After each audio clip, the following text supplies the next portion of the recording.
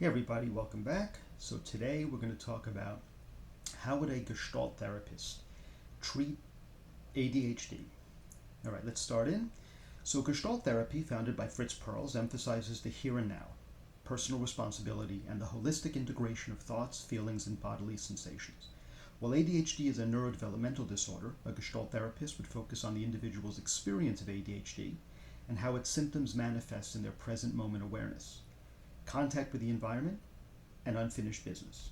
Here's how a Gestalt therapist might speculate about and treat ADHD. 1. Cultivating awareness, the cornerstone. Present moment focused. A core principle of Gestalt is bringing awareness to what is happening now. For someone with ADHD whose attention often drifts to past regrets or future anxieties, the therapist would constantly bring them back to their current experience. This might involve, what are you aware of right now as you're speaking? Notice your breath. Where do you feel it in your body? And what do you feel in your body? As your mind wanders, what thoughts are present for you right now? Body awareness. ADHD can sometimes manifest as a disconnect from bodily sensations or an inability to listen to internal cues. The therapist would draw attention to physical manifestations of anxiety, restlessness, or frustration. I notice your foot tapping rapidly. What are you experiencing in your leg right now? Your shoulders seem tense. What's happening there for you? As you're talking about feeling overwhelmed, I see your hands clenching. What are your hands telling you? Awareness of interruption distractions. Rather than pathologizing distractibility, the therapist might explore it as a figure emerging from the ground. Your eyes just darted to the window. What drew your attention there? What's going on for you when that happens? You've started 3 sentences and shifted topics. What are you aware of that's pulling your attention in different directions? The goal isn't to stop the distraction, but to bring conscious awareness to it, allowing the client to develop choice over their attention. Addressing unfinished business and contact disturbance.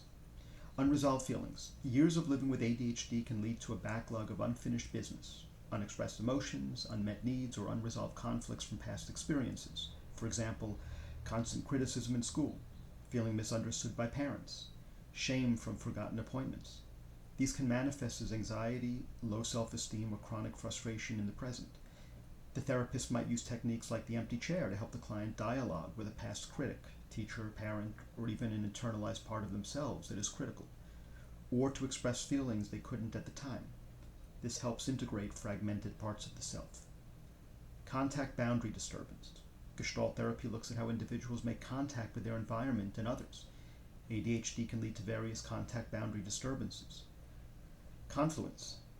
Difficulty knowing where one person ends and another begins, for example, merging with others' expectations to avoid conflict. Introjection. Swallowing whole others' beliefs about oneself, for example, I'm lazy, if told that repeatedly.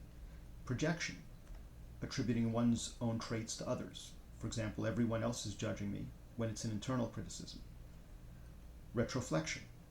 Doing to oneself what one wants to do to others or what one wants others to do to oneself. For example, self-punishment for mistakes. The therapist would highlight these patterns in the here and now of the therapeutic relationship, helping the client differentiate themselves and their needs from external pressures. Experimentation and personal responsibility. Experiments in session. Gestalt therapy is highly experiential. The therapist might propose experiments in the session to help the client explore their patterns. Exaggeration. Can you exaggerate that fidgeting movement? What do you notice as you do? This brings awareness to habitual movements and the emotions connected to them. Role-playing. Playing out scenarios where attention or impulsivity is an issue, exploring different responses. I statements.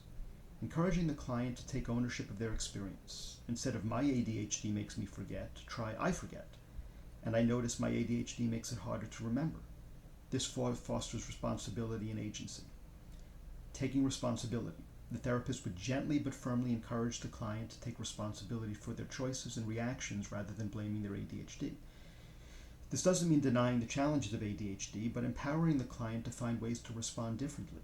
You say your mind just drifted off. What are you doing when it drifts off?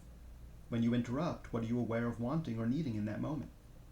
And 4, the therapeutic relationship, dialogic contact. Authenticity. The therapist would be authentic and present, modeling healthy contact. They would offer their own observations and experiences in the here and now of the session. Not a fix-it. The Gestalt therapist wouldn't try to fix the ADHD, but would work with the client to integrate their experience of ADHD into their whole self, helping them live more fully and creatively with a unique neurology. Limitations. Similar to other humanistic and psychodynamic approaches, Gestalt therapy would not be a standalone cure for the core neurobiological symptoms of ADHD. It does not directly provide executive functioning training or medication management. However, it could be incredibly beneficial for emotional regulation, helping clients understand and manage the strong emotions, frustration, shame, anxiety, often associated with ADHD. Self-acceptance, fostering a more accepting and integrated view of themselves rather than viewing ADHD as a flaw.